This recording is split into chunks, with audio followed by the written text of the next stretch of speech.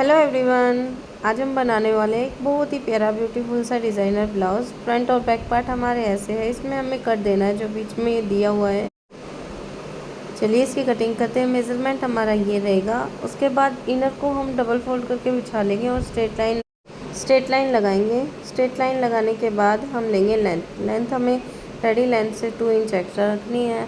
अब हम शोल्डर लेंगे, नेक के अकॉर्डिंग शोल्डर लेना है। यहाँ से हमने लिया 6.5। उसके बाद पहले हम हाफ इंच डाउन करेंगे क्योंकि नेक हमारा शॉर्ट है। उसके बाद हम लेंगे मुड्ढे हम लेंगे 7 इंच के। मेथड के अकॉर्डिंग ही हम मुड्ढे लेंगे। अब अपर चेस्ट का 4th पार्ट लेंगे विथ लूजिंग। उसके बाद एपेक्स पॉइंट का निशान लगाएंगे हाफ इंच एक्स्ट्रा लेते हुए। अब हम फुल चेस्ट का 4th पार्ट लेंगे 2 इंच एक्स्ट्रा मार्जिन। यहाँ से हम वेस्ट का 4th पार्ट लेंगे। उसके बाद 1 इंच डर्ट का और फिर 2 इंच एक्स्ट्रा। सभी लाइन को सीधा कर देंगे। अब हम देंगे आर्म होल की शेप। आर्म होल की शेप इस साइज़ को मापते हुए इतना ही उठाव देना है और शेप देनी है। फ्रंट की शेप टोटल जो लेंथ है उसका हाफ करके और इस तरीके से हम फ्रंट की शेप दे देंगे। उसके बाद हम लेंगे डर्ट की चौड़ाई। डर्ट की चौड़ाई जितनी भी हमारी चेस्ट होती है उसका 10वां हिस्सा रखेंगे।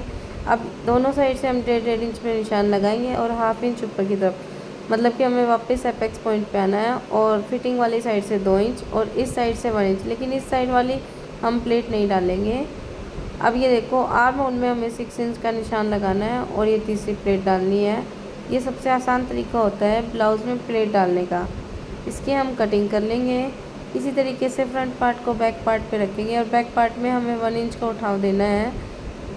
उठाव देने के बाद बैक नेक हमारा फ्रंट नेक से छोटा है तो इसलिए हम इसका शोल्डर 7 इंच का रखेंगे। तो हाफ इंच इसको हम एक्स्ट्रा लेते हैं और ये शेप दे देंगे। बहुत ही अच्छे से इसकी कटिंग करेंगे। अब बैक पार्ट हमें फ्रंट पार्ट से हाफ इंच कम करके लेना है क्योंकि फ्रंट पार्ट में जब हम डर्ट डालेंगे तो वो छोटा हो जाएगा। इस वजह से इक्वल रखने के लिए हम back part half inch extra लेंगे। इसकी कटिंग कर देंगे। अब कटिंग करने के बाद इसमें हम 2 इंच का जो मार्जिन था उसका भी निशान लगा लेते हैं। फिर बैक की डर्ट पे निशान लगाएंगे। डर्ट पे निशान लगाने के बाद हम यहाँ पे कट लगाएंगे। ये कटिंग हो गई। अब हम स्लीव्स की कटिंग करेंगे। जितनी भी हमारी मोरी है उससे 1.5 इंच एक्स्ट्रा लिया। 10.5 हमारी लेंथ रेडी थी, उसमें हमने 1 इंच एक्स्ट्रा लिया। अब इसमें 4 इंच मैंने डाउन किया, 3.5 इंच के करीब। अब ये साइड वाली फिटिंग के निशान लगाने के बाद स्लीव्स की कटिंग कर ली। अब फ्रंट की हमने छटाई कर दी स्लीव्स में। उसके बाद हम अपने सभी पार्ट्स को मेन फैब्रिक पे रखते हुए अच्छे से कटिंग कर लेंगे। तब तक के लिए आप सभी मेरी वीडियो को लाइक कीजिए, शेयर कीजिए और प्लीज़ सब्सक्राइब कीजिए ताकि आप लोगों को लाइव वीडियो के नोटिफिकेशन मिलते रहे और आप मेरी लाइव क्लासेस ज्वाइन कर सके। अब हम लेंगे ये एक्स्ट्रा जो इनर बचा था उसमें पेस्टिंग लगा लेंगे।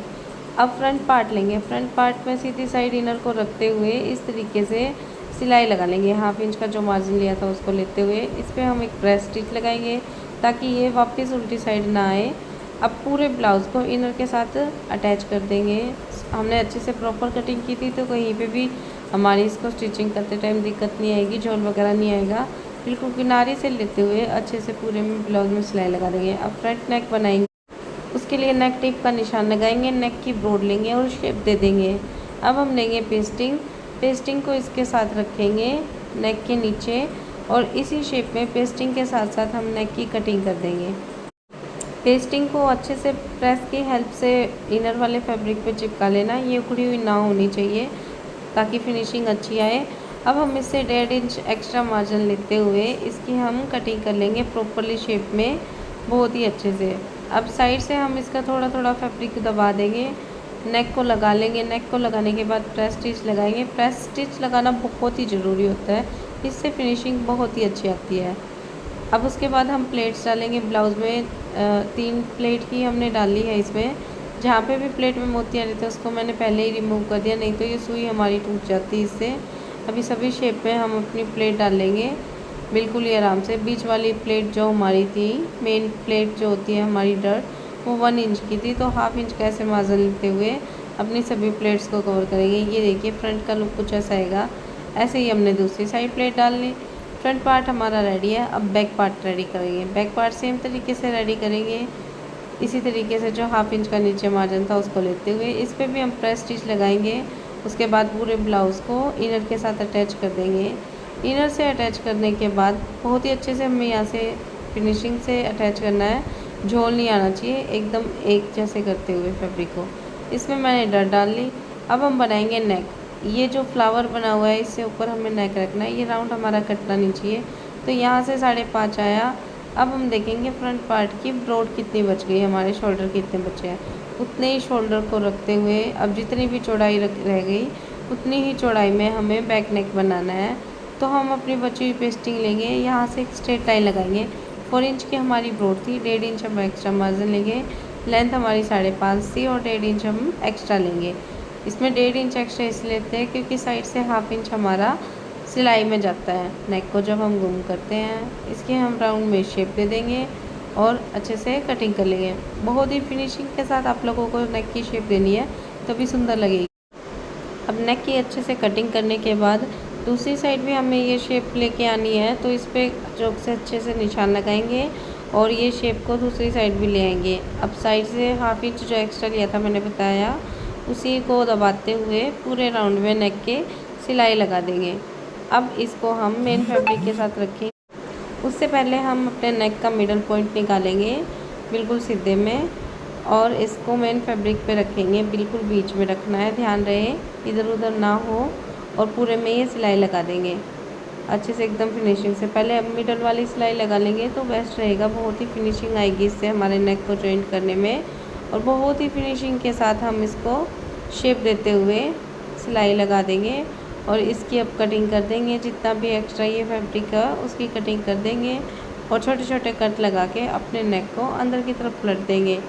इस तरीके से हमारा जो नेक रेडी हो जाएगा।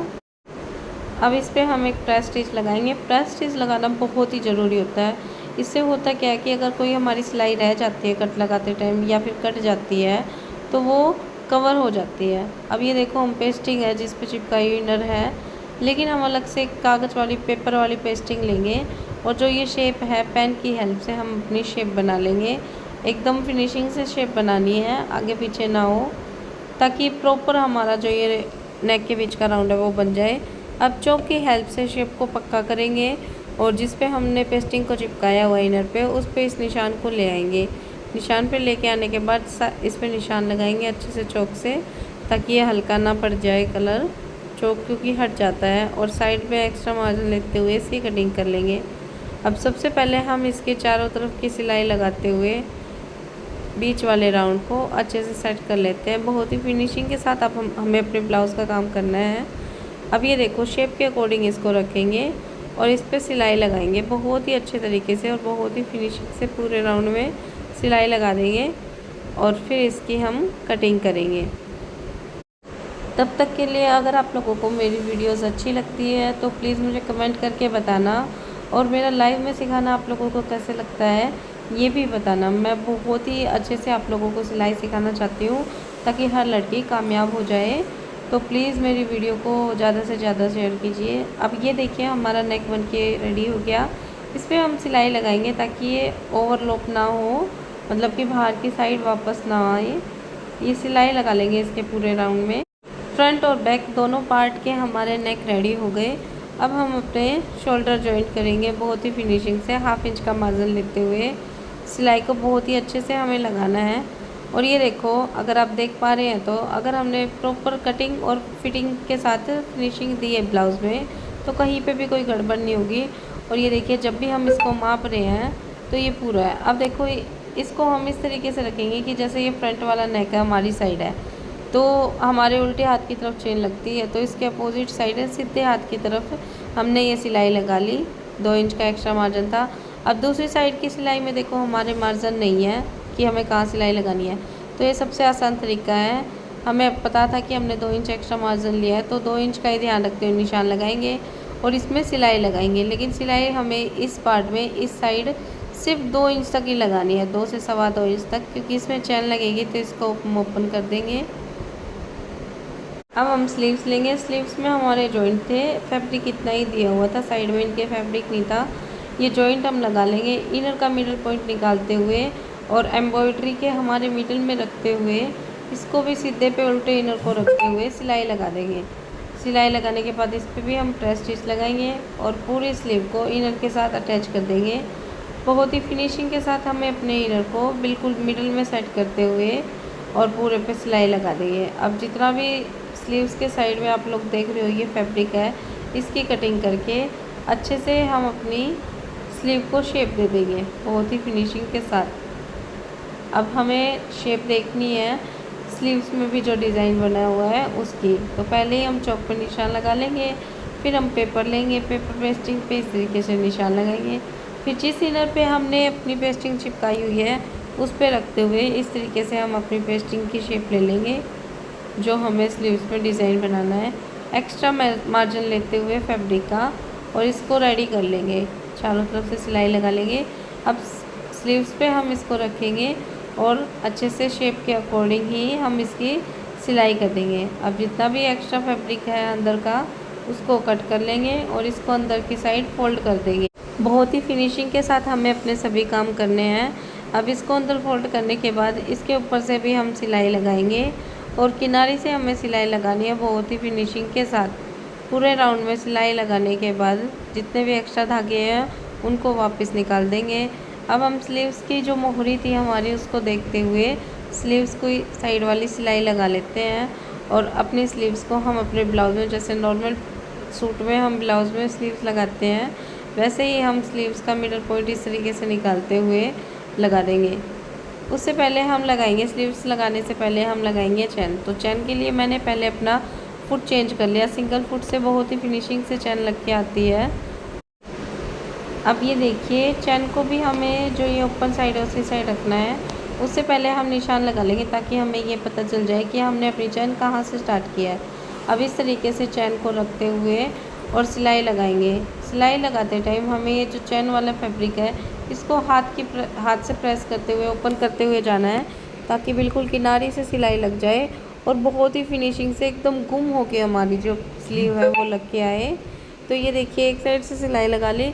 अब ऐसे ही हम दूसरी साइड से सिलाई लगाएंगे।